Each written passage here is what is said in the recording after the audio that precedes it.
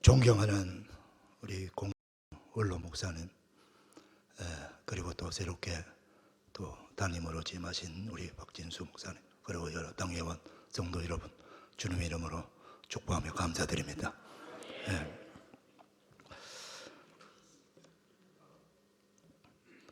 인생의 삼중고를 힘겹게 그리고 또 넉넉하게 이겨나간 헬렌 켈러가 이런 이야기를 했습니다. 태양을 바라보며 살아라. 그대는 그림자를 볼 수 없으리라. 행복의 한쪽 문이 닫히면 다른 쪽 문이 열린다. 지금 많이 어려운 그런 때인데 어떤 상황 속에서도 믿음으로 승리하는 우리 모두가 되기를 축복합니다. 저는 분당에서 교회를 개척했는데 지하실 30평 얻어놓고 개척이 되겠습니다. 그래서 열심히 전도해서 이렇게 교회를 세워나가는데 그 지하실 교회에 있을 때 저희 지하실 교회에 제일 먼저 제가 모셔서 재직 수련회 강사로 불러신 분이 우리 공종주 목사님이십니다. 그때 제 나이가 41세였습니다. 네. 공종주 목사님 아마 하늘같이 높아 보였고 정말 귀한 발걸음 해주셨고 얼마나 감사하지 모릅니다. 그래서 계속해서 교회 세워나가면서 많은 격려와 축복과 사랑을 많이 해주셨습니다. 이렇게 오늘 또 부족한 종을 불러주어서 정말 감사드립니다. 이 세상에서 가장 행복한 사람, 가장 큰 복된 사람은 누굴까요? 예수 그리스도를 믿고 따르는 바로 저와 여러분, 우리 그리스도인입니다. 왜냐하면 인생의 3대 숙제인 죄의 문제, 죽음의 문제, 영생의 문제를 해결받은 사람이기 때문입니다. 성경은 말씀합니다. 우리는 그리스도 안에서 그의 은혜의 풍성함을 따라 그의 피로 말미암아 속량 곧 죄사함을 받았느니라 했습니다. 예수님을 믿음으로 죄사함 받음으로 하나님으로부터 의인으로 인정받게 된 것이죠. 이 얼마나 놀라운 은혜입니까? 죽음의 문제, 예수님 말씀하셨습니다. 무덤 속에 있는 자가 다 그의 음성을 들을 때가 오나니 선한 일을 행한 자는 생명의 부활로, 악한 일을 행한 자는 심판의 부활로 나오리라. 저와 여러분 모두 다 우리 공로 없지만, 잘한 거 없지만 예수님 믿는다는 이유로 다시 죽어서도 부활하는 부활의 성도가 된 것입니다. 영생의 문제, 내가 진실로 진실로 너에게 이르노니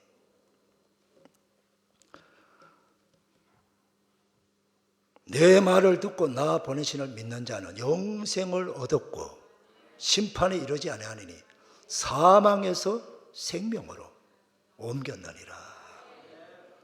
예수 믿지 않는 사람이 어쩌면 사회적으로 세상적으로 우리보다 훨씬 더 똑똑하고 또 부유하고 또 권력도 가지고 이름을 떨치고 살지 모르지만은 하나님이 보실 때는 그들의 삶의 자리는 사망의 자리입니다. 사망의 자리. 그 사망의 자리 그대로 있으면 사망에서 영원한 사망으로 그냥 가버리는 거예요. 그런데 그 사망의 자리에서 예수님을 믿으면 사망에서 생명으로 옮겨져 버리는 겁니다. 옮겨져서 이제 영생을 얻은 사람들이 장소만 바뀐 거예요. 이 땅에서도 우리는 예수님 믿는 것 때문에 영생을 누리며 살지만 이 세상의 삶이 끝나면 영원한 천국에서 영생을 누리며 사는 것입니다. 이 사실을 우리 그리스도인들은 뼛속까지 새기고 그리고 매일 선포하며 삶을 살아야 합니다. 그런 의미에서 한번 함께 따라하겠습니다. 가슴에 손을 한번 얹어주시고요. 나는 예수님 믿음으로 죄사함 받고 의인이 되었습니다. 나는 예수님 믿음으로 죽음에서 살아나는 부활 성도가 되었습니다. 나는 예수님 믿음으로 사망에서 생명으로 옮겨 천국에서 영생을 누린 자 되었습니다. 나는 예수님을 믿음으로 하나님의 자녀가 되는 최고의 신분을 얻었습니다. 할렐루야. 네. 그러면 우리가 가장 행복한 사람이에요. 가장 복을 받은 사람입니다. 네. 모든 그리스도는 이 사실을 잊지 말고 살아가야 됩니다. 그리스도인으로서 살아가는데 꼭 세 가지를 잊지 말고 기억하면서 살아가야 됩니다. 첫째로는 모든 그리스도인은 하나님의 은혜로 살아가는 자임을 잊지 말아야 합니다. 이 사실을 잊지 않기 위해서 자기 스스로에게 다짐하는 질문을 우리가 해야 돼요. 그 질문이 바로 7절 말씀입니다. 우리 7절 같이 한번 읽어볼까요? 시작. 누가 너를 남달리 구별하였느냐? 내게 있는 것 중에 받지 아니한 것이 무엇이냐? 너가 받았은즉 어찌하여 받지 않은 것 같이 자랑하느냐? 세 가지 질문을 던지죠. 누가 너를 남달리 구별하였느냐? 내게 있는 것 중에 받지 아니한 것이 무엇이냐? 받았은즉 어찌하여 받지 않은 것 같이 자랑하느냐? 첫 번째, 나에 대한 끊임없는 물음입니다. 누가 너를 남달리 구별하였느냐? 그리스도인을 다르게 표현하면 성도라 하지요. 이 성도란 말은 거룩하게 구별된 사람들이란 뜻이에요. 누가 우리를 이렇게 특별히 거룩한 성도로 구별해 주셨습니다. 하나님은 성경에서 이렇게 말씀합니다. 에베소서 1장 4절에 창세전에 그리스도 안에서 우리를 택하사.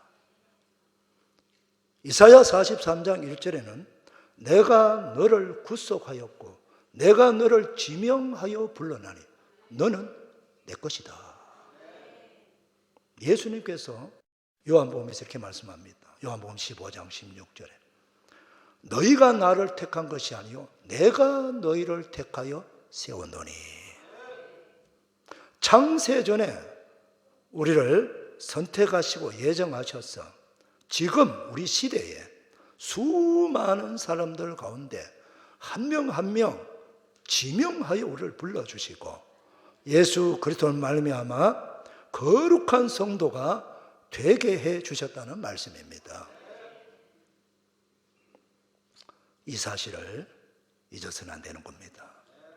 둘째 질문, 내게 있는 것 중에 받지 아니한 것이 무엇이냐? 동방의 의인, 동방의 부자 욥은 하나님께서 사탄을 통해서 그 많은 재산을 싹 쓸어가 버렸습니다. 그리고 나서 그의 고백이 무엇입니까? 내가 모태에서 알몸으로 나와서온즉 또한 알몸이 그리로 돌아가올지라. 주시니도 여호와시요 거두시니도 여호와시니 여호와께서 찬송을 받으실지어다. 저와 여러분이 소유한 것이 참 많습니다. 우리 일반적으로 돈이 없으면 다 없는 줄 알아요. 돈만 없는 건데 다 없는 걸로 착각하죠.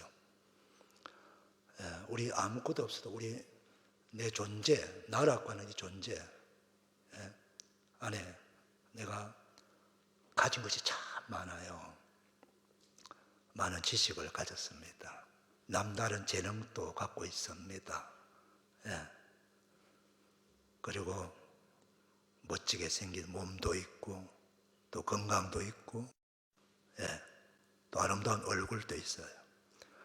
하나님께서 우리 부모를 통해서 내 지금 몸을 이렇게 만들어 주신 거예요. 어떤 분은 내가 부모님으로부터 받은 것이 아무것도 없다고 얘기해요. 참 많은데 말입니다. 그 부모님을 통해서, DNA를 통해서 지금 건강의 DNA, 지혜의 DNA, 각양 은사의 DNA, 또 이렇게 예쁘고 아름답게 생긴 것도 그 부모로부터 받은 거거든요. 부모로부터 받은 것이 많습니다. 그런데 그 부모는 부모 자신이 준 게 아니고 그것도 하나님으로부터 받아주신 거예요. 또 우리 집도 있죠. 부동산도 있죠. 뭐 가진 거 많아요. 이 많은 것들 하나님이 주셨다 이렇게 말하면 무슨 소리냐. 내가 얼마나 노력하고 애써서 이게 벌고 수고해서 얻은 것인데 뭘 하나님이 주셨단 말인가. 이렇게 이야기할 수 있습니다. 그럼 제가 하나만 물어보겠습니다. 여러분의 생명은 누구의 것입니까? 누가복음 어리석은 부자에게 어리석은 부자가 한 해 농사 잘 지어가지고 창고를 더 지을 만큼 곡식이 차고 넘쳤습니다. 그래서 배를 두드리면서 만족하게 했죠. 그때 하나님의 음성이 들립니다. 이 어리석은 자야, 오늘 밤에 내 생명을 거두면 너가 가진 이 모든 것이 누구의 것이 되겠느냐.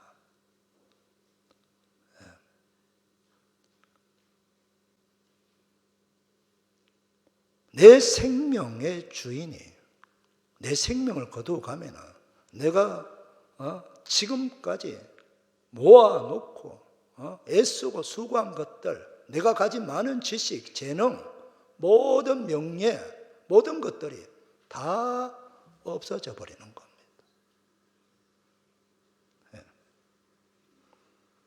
우리 가운데 하나님으로부터 받지 않은 것이 있느냐 이 질문에 아닙니다. 노라고 대답할 수 있는 분 있으십니까? 다 하나님이 주셔서 받은 거 아닙니까? 이게 하나님의 은혜예요. 이 사실을 잊어서는 안 되는 것입니다. 세 번째, 내 자신에게 묻는 질문. 너가 받았은 적 어찌하여 받지 않은 것 같이 자랑하느냐. 바울 사도는 이렇게 말합니다. 하나님께서 세상에 천한 것들과 멸시받는 것들과 없는 것들을 택하사 있는 것들을 폐하려 하시나니 이는 아무 육체도 하나님 앞에서 자랑하지 못하게 하려 하심이라. 지금 예수 안 믿는 우리 교회 밖에 있는 사람들 중에는 우리보다 더 실력 있고 훌륭하고 가진 것 많고 똑똑한 분들 참 많습니다. 근데 하나님께서 똑똑한 순서로 가진 것 순서대로 학벌 순서대로 그렇게 뽑아주셔서 선택해 주지 아니하시고 참 바울 사도가 말한 것처럼 참 가진 것 없고 부족하고 천한 우리들을 하나님께서 선택해 주신 것, 자녀 삼아 주신 것, 구원해 주신 것 얼마나 감사합니까? 다윗은 이렇게 고백합니다. 여호와여 위대하심과 권능과 영광과 승리와 위엄이 다 주께 속하였으니 천지에 있는 것이 다 주의 것이로소이다. 부와 귀가 주께로 말미암고 또 주는 만물의 주제가 되사 손에 권세와 능력이 있사오니 모든 사람을 크게 하심과 강하게 하심 주의 손에 있나이다. 우리가 가지고 있는 모든 것은 다 주님으로부터 받은 것입니다. 그러려면 자랑하려면 이 모든 것을 주신 우리 주님을 자랑해야 되지 않겠습니까? 자신을 자랑해서 낸다 말씀입니다. 아침마다 하루 시작하기 전에 자기 스스로에게 오늘 이 본문의 7절 말씀, 이 세 가지 질문을 하면서 하루를 출발한다면 누구 앞에서나 어떤 상황에서나 교만하지 아니하고 자기 자랑하지 아니하고 겸손한 마음과 겸손한 태도와 겸손한 자세로 하나님과 사람들에게 진정으로 감사하며 살아가는 성숙한 그리스도인이 될 줄로 믿습니다. 저 여러분 다 그렇게 되기를 축원합니다. 두 번째 잊지 말아야 할 사실은 그리스도인은 모두가 다 그리스도의 일꾼이요 하나님의 비밀을 맡은 자라는 것입니다. 우리 오늘 1절 한번 읽어볼까요? 같이 시작. 사람이 마땅히 우리를 그리스도의 일꾼이요 하나님의 비밀을 맡은 자로 여길지어다. 이 말씀은 목사님들에게만 아니면 장로님 이상에게만 안수 집사님 이상에게만 남성교회 임원 이상들에게만 주신 말씀이 아닙니다. 모든 그리스도인에게 주신 말씀입니다. 그래서 일꾼이라 그래요. 일꾼. 그다음 맡은 자라 말입니다. 이 같은 뜻이에요. 그런데 누구의 일꾼이라고 합니까? 그리스도의 일꾼. 그러니까 그리스도께서 나에게 일을 맡겨주셨다. 일꾼이 되게 해주셨다는 뜻이에요. 하나님만이 갖고 있는 그 하나님의 비밀을 우리에게 맡겨주셨다는 뜻입니다. 그러니까 일꾼과 맡은 자는요, 좀 다르게 말하면 하수인이에요. 청직이에요. 관리인이에요. 그러니까 일꾼은 주인의 명에 따라 상관의 명령을 따라 움직이고 일하면 되는 겁니다. 임무를 수행하면 되는 겁니다. 독자적인 그런 권한이 없어요. 일꾼은 내가 해도 되고 내가 마음에 있으면 하고 마음에 없으면 안 할 거야. 이거 일꾼이 아닙니다. 맡은 자가 아니에요. 그냥 일꾼은 맡은 자는 내게 맡겨주신 주인에게 임무를 부여한 상관에게 그냥 충성하고 임무를 수행할 뿐입니다. 그게 내 할 일이에요. 내가 하고 말고 결정권이 없습니다. 백부장 고넬료가 예수님께서 가버나움 거리를 지나갈 때 예수님께 찾아와서 부탁을 하죠.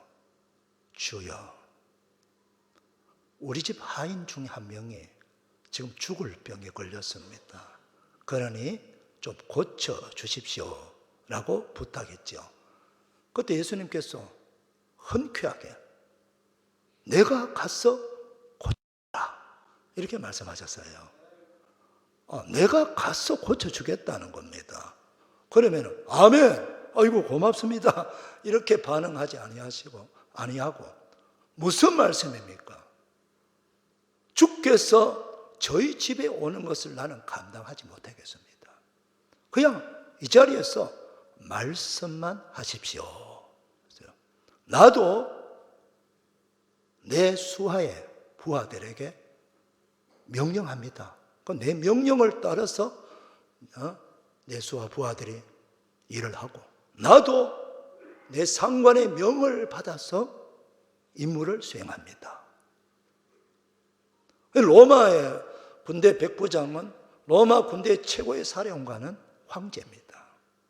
근데 황제가 일일이 백부장에게 명령하지 않습니다. 황제는 그 군대 총사령관에게 명령하고 그 사령관은 전부장에게 명령하고 전부장은 백부장들에게 명령하면 됩니다. 그러면 그 상관의 명을 따라서 그 지휘 계통에 따라서 그 일을 수행하면 되는 겁니다. 그걸 지금 자기가 말하는 거예요.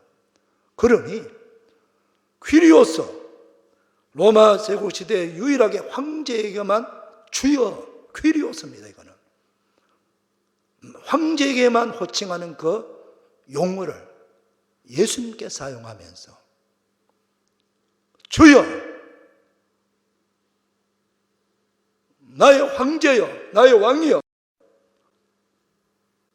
우리 집에 감당할 수 없습니다. 백부장 집에 어떻게 황제가 올 수 있습니까? 그냥 이 자리에서 말씀만 하세요. 그 백부장 이야기 듣고 예수님께서 이스라엘 가운데 이만한 믿음을 가진 자가 없다고 했습니다. 사랑하는 성도 여러분, 남성교 회원 여러분, 우리 모두는 하나님께서, 주님께서 우리의 일꾼으로 우리를 불러주신 거예요. 하나님 비밀을 우리에게 맡겨주신 거예요. 이 비밀을 맡겨줬으니 일꾼으로서 사명을 잘 감당하면 되지 않겠습니까? 근데 여기서 하나님의 비밀이 뭘까요? 바울 사도는 에베소서 3장에서 이렇게 말씀하고 계세요. 이방인들이 복음으로 말미암아 그리스도 예수 안에서 함께 상속자가 되고 함께 지체가 되고 함께 약속의 참여자가 되리라. 이 하나님의 비밀은 바로 예수 그리스도입니다. 예수를 믿음으로 믿는 자가 받는 축복, 예수 그리스도를 믿는 자가 받을 은혜에 대해서 말씀하고 있는 거예요. 함께 상속자가 된다. 누구랑 함께? 예수님과 함께 말입니다. 로마서 8장 17절 보면은 우리 모두는 하나님의 자녀가 되었지만 양자가 된 거죠. 하나님의 친자는 누구예요? 예수님밖에 없습니다. 그런데 예수님과 함께 우리가 양자지만은 친자인 예수님과 함께 상속자가 된다고 말씀하고 계세요. 이 얼마나 놀라운 은혜입니까, 여러분? 예? 이게 하나님의 비밀을 맡은 자란 뜻이에요. 예수님께서 지상 명령이 무엇입니까? 오직 성령이 너에게 임하시면 너희가 권능을 받고 예루살렘과 온 유대와 사마리아와 땅 끝까지 이르러 내 증인이 되리라. 예수님의 증인 되리라. 예수님이 복음이에요. 예수님이 복음입니다. 그 예수님의 증인이 복음의 증인입니다. 또 이르시되 너희는 온 천하에 다니며 만민에게 복음을 전파하라. 믿고 세례를 받는 자는 구원을 받을 것이요 믿지 않은 자는 정죄를 받으리라. 예수께서 나와 일러 가라사대 하늘과 땅의 모든 권세를 내게 주었으니 너희는 가서 모든 민족을 제자로 삼아 아버지와 아들과 성령의 이름으로 세례를 베풀고 내가 너에게 분부한 모든 것을 가르쳐 지키게 하라. 볼지어다 내가 세상 끝날까지 너희와 항상 함께 있으리라. 예수님의 지상 명령, 이게 바로 복음을 전파하는 것입니다. 전파하는 것, 예수 전가하는 것입니다. 이게 바로 하나님이 우리에게 맡겨주신 하나님의 비밀이에요. 저와 여러분만이 아는 비밀입니다. 교회 밖에 있는 사람은 절대 모르는 비밀이에요. 하나님의 비밀. 이게 예수 그리스도의 복음. 이거 증언하는 사람에게, 예수 믿는 사람에게 주신 은혜, 예수의 복음을 전파하는 자가 받을 축복, 그걸 지금 말씀하고 있는 거예요. 노벨 평화상을 받은 마틴 루터 킹 목사님이 청소부라면 라고 하는 글을 쓰는데 이런 내용입니다. 미켈란젤로가 그림을 그리듯이, 베토벤이 음악을 연주하듯이, 셰익스피어가 시를 쓰듯이 그 정도의 노력과 솜씨로 거리를 청소해야 한다. 청소 솜씨가 너무나 탁월하여 하늘과 땅 모두가 하던 일을 멈추고 여기 자기가 맡은 일을 훌륭히 해낸 위대한 청소부가 살았노라 라고 말할 수 있을 정도여야 한다, 이렇게 말했습니다. 사랑하는 성도 여러분, 사랑하는 남성교회 모든 회원 여러분, 직분자 여러분, 하나님의 비밀인 그리스도 복음의 정인 된 사명, 아울러 주님의 몸된 교회, 핏값으로 주고 세운 이 교회, 섬겨라고 주신 거룩한 직분, 영광스러운 직분, 이 귀한 사명 충성되이 감당하는 우리 모두가 되어야 됩니다. 그래서 오늘 2절 말씀 뭐라고 말씀합니까? 맡은 자들에게 구할 것은 무엇이라고요? 충성이니라. 저희 모두가 그렇게 되기를 축복합니다. 마지막 세 번째, 잊지 말아야 할 사실은 우리 그리스도인들 모두가 삶에 목표가 있다는, 목표점이 있다는 겁니다. 그 목표점이 어디예요? 바로 주님 앞에 서는 그날, 그때입니다. 그날, 그때 칭찬받고 멸관받아야 됩니다. 이것 잘못하면요, 그 과정 속에 우리가 어떤 삶을 살았던 마지막 주님 앞에 섰을 때에 바로 그날, 그때에 주님으로부터 사랑하는 자여나 착하고 충성된 종아 잘하였도다 만족해 하시면서 우리를 안아주시고 멸관 씌워주시고 칭찬해주는 이 복을 받아야 됩니다. 이 사람이 되어야 됩니다. 마라톤 경기에 참가한 선수들의 목표가 뭘까요? 그 경기에 참여할 때까지 끊임없이 최선을 다해서 훈련받아서 경기에 출전합니다. 경기에 출전하는 한번 해보는 거 아니에요. 다 선수의 목표는 우승하여 최고의 경기력을 가지고 기록을 깨고 우승하는 겁니다. 우승해서 금메달 받는 겁니다. 월계관 서는 겁니다. 그런데 그 마라톤 선수들이 말입니다, 혼신을 다해서 뛰고 오직 결승점만을 향해서 뛰는 겁니다. 그렇게 마라톤 선수가 그렇게 뛰는데 옆에 같이 달리는 사람, 같이 뛰는 경기하는 선수들, 그 사람들까지 신경 쓸 시간이 있을까요? 마음의 여유가 있을까요?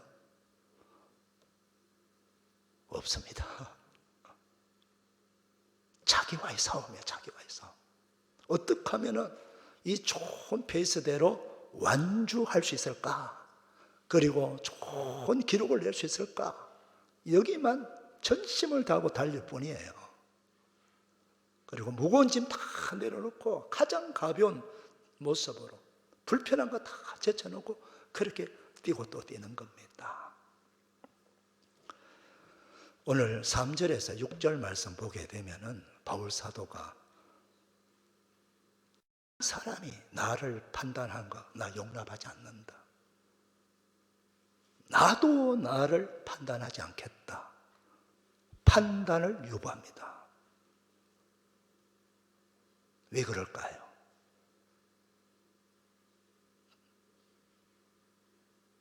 판단받을 날이 온다는 겁니다. 우리를 판단하실 분이 계신다는 겁니다. 그분이 누굽니까? 우리의 주인 되시는 예수님입니다. 언제입니까? 주님 앞에 서날 그날, 그때입니다.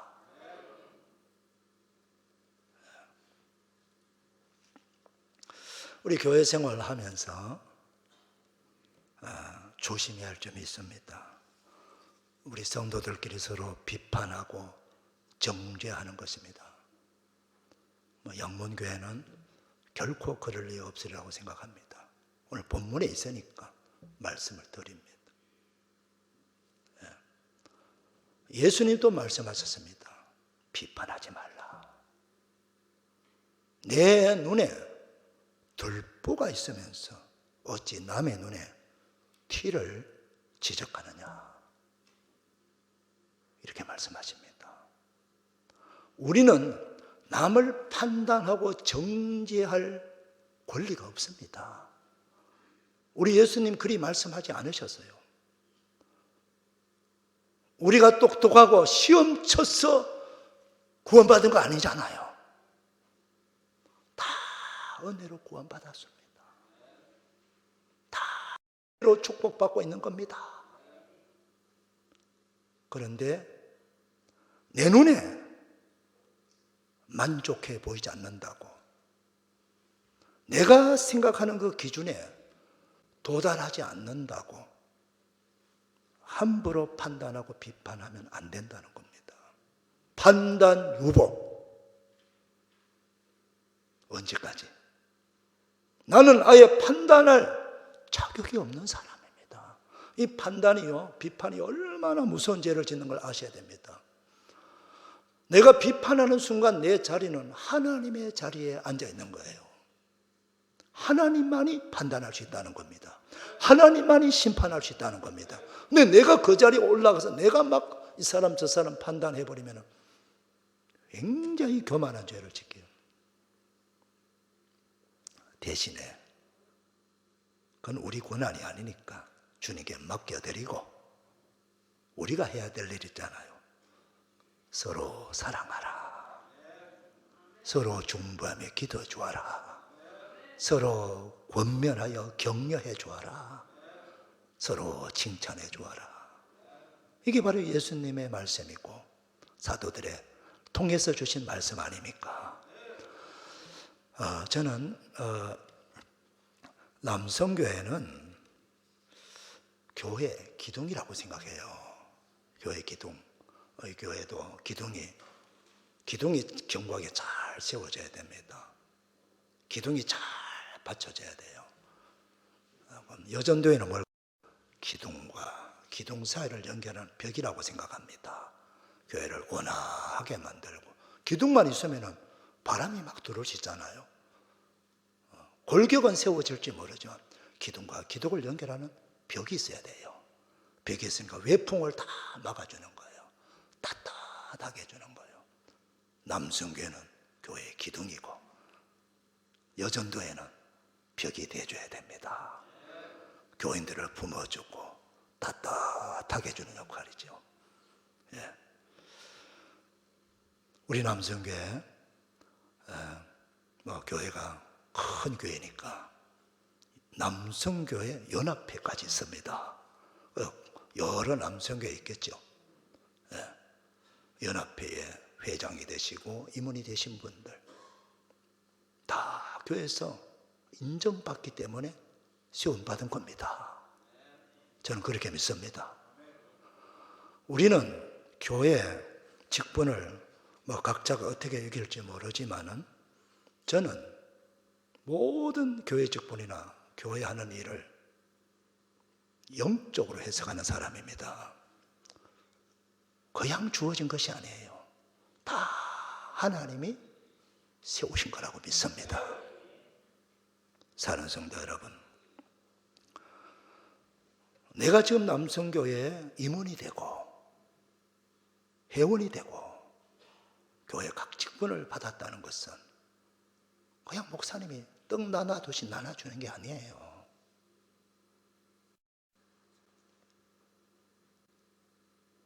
담임 목사님이 기도하면서 감동을 받아서 직분을 다 이렇게 임명하고 또 자치회는 그 자체 회원들의 마음을 하나님께서 감동 주시는 거예요. 감동을 주셔가지고 선출하게 하는 거예요. 이것이 우리의 뜻이 아닙니다. 여러분, 우리의 뜻처럼 보이지만 다 하나님께서 감동 주셔서 다 그때 그 해에 그때 그 자리 그 직분을 맡겨준 줄 믿으시길 바랍니다. 우리가 해야 될 일은 뭡니까? 충성하고 사명을 감당하는 것입니다. 그럼 마지막 때 그날 그때에 우리가 받을 모든 이 삶의 내용을 가지고 상 주실 일 계세요. 우리 예수님은 전지전능하신 분이십니다. 지혜가 충만하신 분입니다. 우리의 모든 삶의 걸음걸음 우리가 지나가도 우리가 우리 한 일을 또 다 잊어버립니다. 그러나 우리 주님은 여러분들이 양문교에 오셔서 지금껏 등록하는 그날부터 지금까지 섬겼던 것, 주님 앞에 설 때까지 섬기고 봉사하고 충성한 것, 주님은 다 기록하고 계시고 알고 계십니다. 종합적으로 점수를 매겨가지고 상급을 주시고 칭찬해 주실 거예요. 이걸 잊어서는 안 됩니다. 이거 잊어버리면은 내가 교회 다니고 직분 받고 교회에서 내 이름 떨치고 내가 남들보다 좀 나아 보이는 직분 받았다고 어시되고 자랑하라고 준 직분이 아닙니다. 우리 주님께서 자신 앞에 섰을 때에 상급 주시기 위해서, 여러분 요한계시록 22장 12절 말씀입니다. 모든 사람이 각자 행한 대로 갚아주리라. 행한 대로 갚아주리라. 행한 대로 상을 주리라. 이렇게 말씀하고 계세요. 우리의 신앙은 종말적 신앙인이 되어야 됩니다. 이 땅에서 내가 남들보다 재산 좀 불어나고 명예가 좀 높아지고 자랑할 것 생겨나기 위한 것이 아닙니다. 그게 우리 신앙의 목표가 되어서는 안 되는 겁니다. 우리의 신앙의 목표는 주님 앞에 섰을 때에 칭찬받는 겁니다. 주님 앞에 설 때 나는 너를 모른다면 어떡하시겠습니까? 악하고 게으른 종아, 이 말 떨어지면 어떡하시겠습니까?